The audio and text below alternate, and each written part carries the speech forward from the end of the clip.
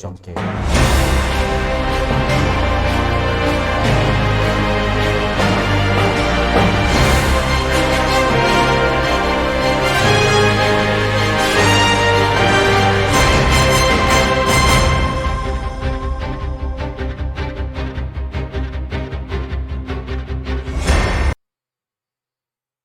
Halo, selamat malam pemirsa Pojok Bebas Channel dan pembaca setia pojokbebas.com.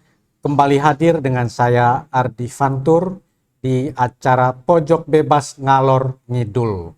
Bersama saya di studio sudah hadir Pak Donatus Nador. Selamat malam Pak Donatus. Selamat malam Pak Yohanes Ardi. Pak Donatus ini adalah pengamat kain tenun khas Manggarai atau yang disebut dengan Songke. Nah, itu yang akan kita bahas pada malam hari ini, yaitu kain tenun Songke Manggarai. Salah satu daya tarik pariwisata di Manggarai selain hewan langka komodo di Labuan Bajo yang menjadi salah satu destinasi pariwisata yang sudah ditetapkan sebagai destinasi wisata premium oleh pemerintah, ada banyak pariwisata pendukung. Salah satunya adalah budaya khas Manggarai, yaitu kain Songke. Nah, bersama Pak Donatus kita akan ngalor ngidul soal Songke ini. Kebetulan Pak Donatus ini sangat mencintai Songke Manggarai sebagai putra asli Manggarai. Bisa Pak Donatus ceritakan apa yang membuat Pak Donatus sangat mencintai Songke itu? Terima kasih Pak Yohanes Ardi. Saya pertama-tama klarifikasi bahwa saya bukan pengamat ya. Lebih tepat, saya ini pencinta kain Songke Manggarai. Kenapa saya mencintai? Karena memang saya mengalami seluruh proses pembuatan kain Songke itu sendiri. Dan saya termasuk orang yang beruntung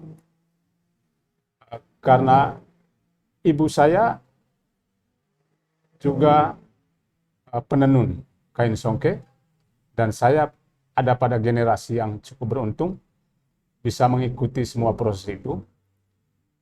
Misalnya proses mulai dari awal, misalnya untuk menghasilkan selembar kain Songke, ya orang tua kita di kampung harus memiliki kebun kapas ya.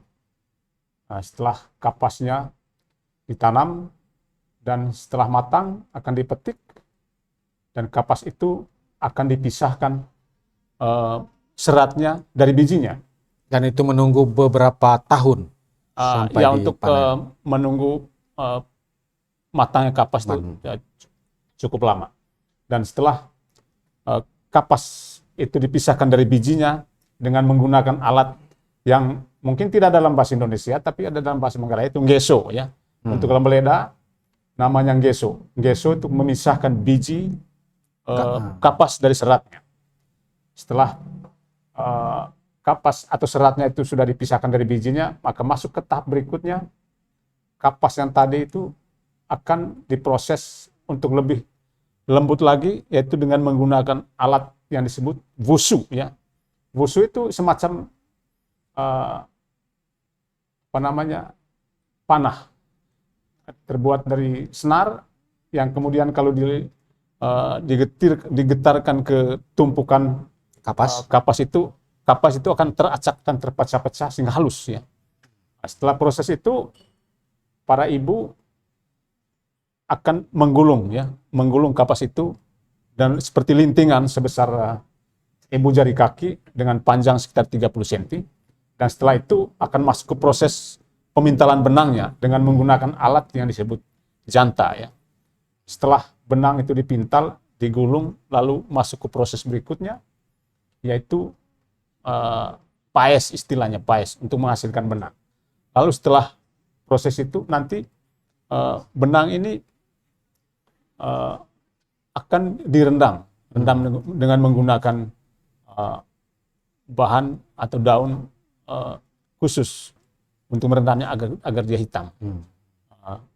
Jadi untuk masuk ke proses penenunan melalui proses yang cukup lama sebelumnya. Dan saya beruntung juga karena ikut terlibat ya, dalam bagaimana menyaksikan orang tua menghasilkan selembar kain dari sebuah proses yang cukup lama dan membutuhkan ketekunan, ketelitian, dan kesabaran yang luar biasa. Ada nilai atau makna di balik proses itu secara Manggarai, budaya ya, Manggarai? Ya memang pasti selalu ada nilai yang ada di situ. Lebih-lebih nilai kesabaran ya, ketelitian dan ketekunan, lebih-lebih saat memasuki tenunnya. Dan di situ kita melihat para ibu ya sudah muncul kreativitas. Bagaimana ibu-ibu kita penenun itu kreativitas untuk membuat motif-motif dalam lembaran kain yang berlatar hitam itu. Jadi Pak Yohanes Ardi, saya hasil permenungan atas pengalaman saya menilai seluruh proses rangkaian dari membuat Songke Manggarai itu oleh orang tua kita sebenarnya sebuah narasi tentang keagungan ciptaan, keindahan alam ya. Kalau kita perhatikan jas yang saudara pakai itu latarnya hitam, kemudian ditaburi dengan motif-motif yang tentu memiliki arti. Saya pikir alam semesta itu sebuah lambang keagungan Tuhan. Ya, jadi ketika seorang ibu menenun kain sebenarnya dia berinteraksi dengan alam, berinteraksi dengan sang penciptanya. Dia membawakan semua pengalaman batinnya ke dalam hasil karya itu sendiri. Ada proses kreasi di sana. Proses kreasi, dan saya pikir luar biasa. Ya, mereka itu tidak sekedar seorang seniman yang menuangkan ide kreatif ke atas kanvas ya, kain hitam itu ya, tapi di situ mereka menciptakan tentang kebesaran Tuhan, kebesaran alam semesta yang mereka sampaikan lewat hasil karya mereka itu selembar kain songke itu. Kira-kira begitu, saudara. Apa pengalaman yang menarik dari pengamatan Pak Donatus? Ini pertanyaan ini cukup menarik ya, dan saudara Yohanes Ardi, beberapa tahun lalu kita sudah membahas ya dalam acara akhir tahun Pulau Bamora Jonggol, dan kita pernah membawakan sebuah tema yang cukup menarik ya, membahas kain tenun dengan tema khusus waktu itu, kalau saya nggak salah, energi lipas songke dan hentakan pepak asmara ya. Energi lipas songke. Diceritakan. Ini pengalaman bukan karang-karang, tapi yang saya alami, Di kampung ya? Ya di kampung. Pertama, bagaimana cerita dengan hentakan pepak asmara itu. Begini, di kampung saya, saban bulan musim kemarau, sering didatangi Papa Lele, itu sekitar tahun 80-an. Papa Lele itu penjual barang ya, ke kampung-kampung mereka, sambil juga membeli kain-kain songke di kampung-kampung. Dan mereka sangat suka dengan kain songke Lambeleda. Kenapa sangat suka?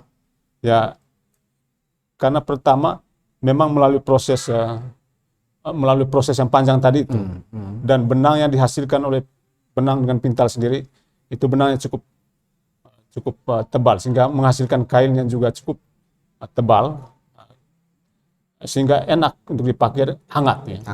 Selain itu juga para Papa Lele ini, pedagang ya, para pedagang ini, karena mereka tahu kain dari Lambeleda itu cukup dicari di kota Dingin Ruteng.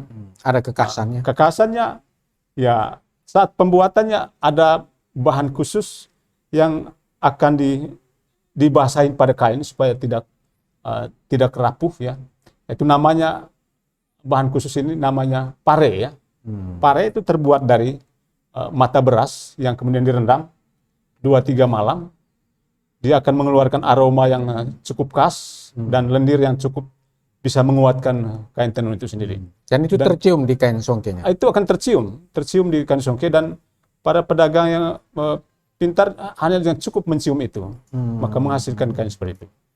kembali ke pepak asmara tadi itu, para Papa Lele ini suatu ketika dia melihat selembar kain, dan di samping itu juga di kampung itu masih ada aktivitas tenun ya.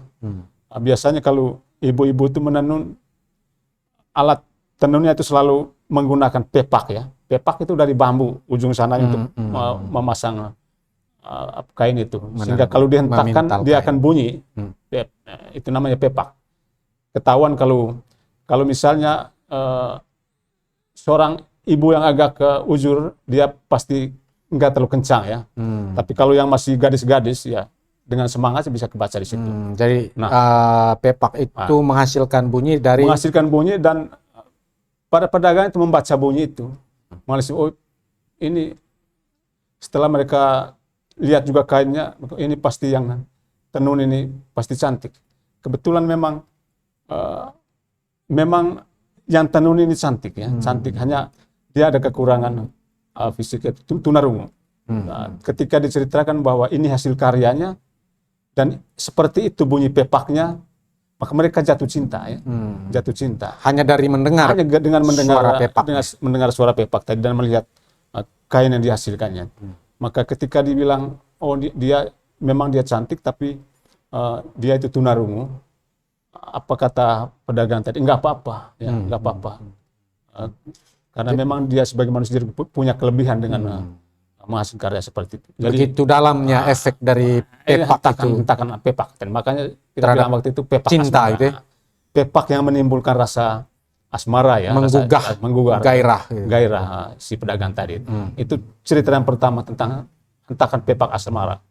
Itu yang saya alami. Tapi ini kisah nyata kan, kisah nyata, bukan karang-karang. Itu yang saya alami. Makanya yang saya omong di sini bukan hasil sebuah analisis, bukan analisis atas sebuah studi, tapi permenungan dan ingatan saya atas pengalaman-pengalaman masa kecil saya.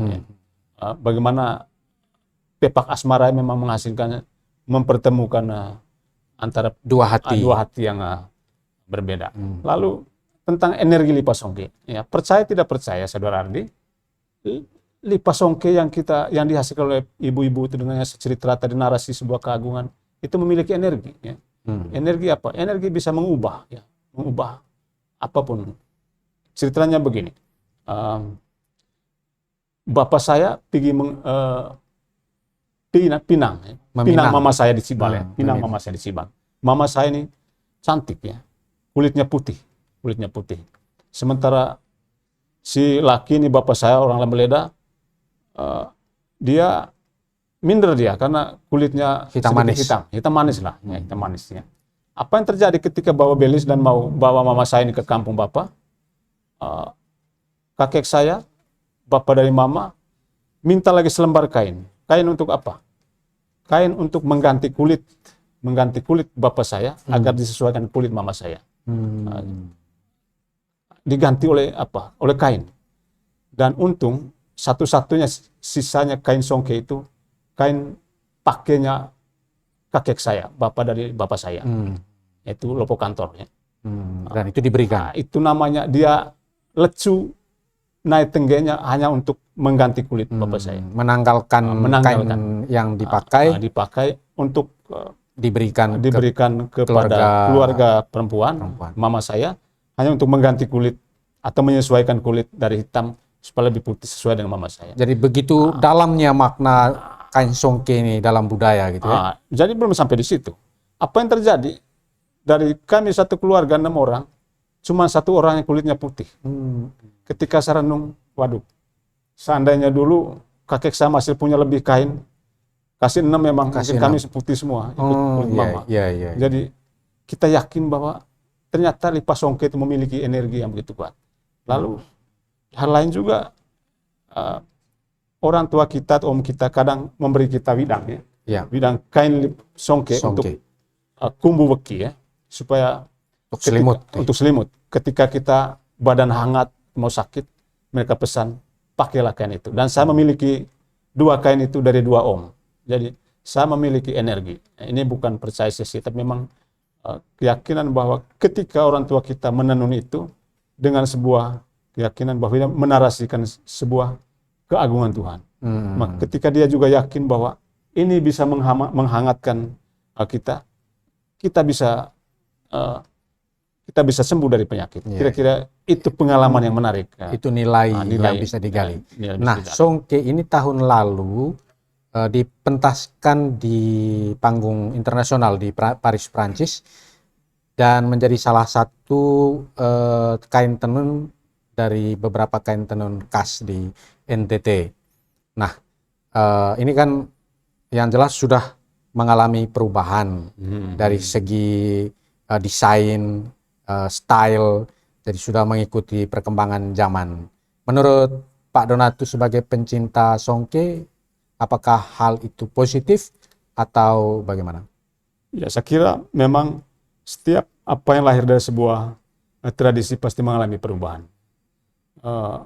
Untuk Songke Manggarai misalnya, memang mau tidak mau, memang kalau mau go global, ya, memang harus mengikuti tren fashion dunia. Saya pikir mereka yang mengubahnya bukannya mengubah substansi dari sebuah nilai itu, tapi misalnya mereka memainkan motif, ya. Motif. Tapi bisa kan dituding sebagai mendistorsi tradisi? Saya pikir juga enggak, karena tidak seluruhnya diubah, masih ada yang apa. Dan itu saya pikir ketika memang harus berorientasi kepada pasar, ya, memang terpaksa harus itu disesuaikan. Bukan hanya kain Songke ini, tapi juga hampir semua tradisi-tradisi seni, ya. Seperti misalnya wayang, ya. Wayang itu pakemnya harus dibawakan semalam suntuk, ya, dan dibawakan dalam bahasa Jawa. Tapi dia harus keluar, ya. Ada namanya wayang masuk kota, ya, itu sasarannya untuk anak-anak milenial supaya mereka juga mengenal nilai-nilai leluhur, ya, nilai leluhur, ya, harus keluar dari pakem. Jadi itu bagian dari kreativitas, ya. Bagian dari kreativitas, walaupun kreatif mereka keluar sedikit dari pakem, tetap wayang itu dijadikan sebagai penuntun nilai untuk mereka. Jadi saya pikir itu kreativitas untuk supaya apa yang sudah diwariskan tidak hilang begitu saja. Jadi dengan mengikuti tren fashion tidak berarti bahwa nilai Songke itu luntur di sana. Oh, saya kira tidak luntur. Tapi memang kalau kita mau bicara tentang Songke sekarang, memang proses-proses yang saya bahas tadi itu memang sudah tidak mengikuti proses yang seperti itu, karena sekarang mereka menggunakan benang-benang hitam dari toko, ya, dari toko. Ya, ini juga sebuah perubahan yang kita tidak bisa pertahankan untuk mengikuti proses-proses awal. Sekarang geso saja sudah hilang, janta sudah hilang dan lain sebagainya. Itu tidak berarti dengan sendirinya kain Songke itu hilang, ya. Oke, apa harapan Pak Donatus untuk para pengrajin Songke? Ya, harapan kita memang sebagai orang Manggarai memang kita harus mempertahankan ini warisan leluhur, ya. Kepada generasi sekarang, ya, itu sebagai aset yang tidak ternilai, ya, dinilai, tidak bisa dihargai dengan sekedar uang, ya, karena tadi ada nilai energi.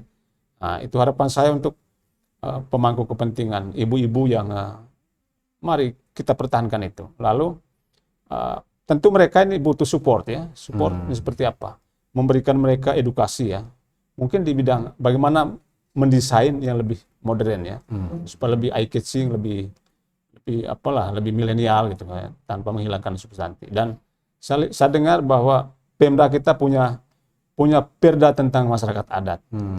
Jadi itu bisa melestarikan pengrajinan. Ya, bisa melestarikan perajin-perajin ini. Jadi anggota DPRD membahas perda, kalau hanya untuk disimpan, sudah membuang banyak uang untuk membahas itu, lalu tidak digunakan untuk memberdayakan berdasarkan undang-undang itu. Saya pikir sia-sia juga.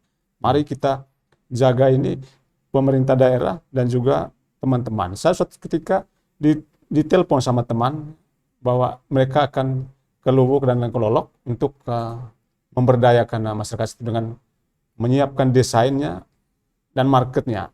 Dan karena gara-gara COVID ini sampai sekarang memang rencana itu masih urung. Saya pikir ini sebuah niat yang baik dari anak-anak sekarang atau teman-teman yang mau menghidupkan kain Songke. Kira-kira begitu, saudara. Oke, Pak Donatus. Terima kasih, Pak Donatus. Jadi kalau kita mau berdayakan pariwisata di Manggarai, segala segmen dari industri pariwisata itu harus diberdayakan dahulu di Manggarai itu sendiri. Terima kasih para pencinta Pojok Bebas Channel dan pembaca setia pojokbebas.com. Sampai jumpa.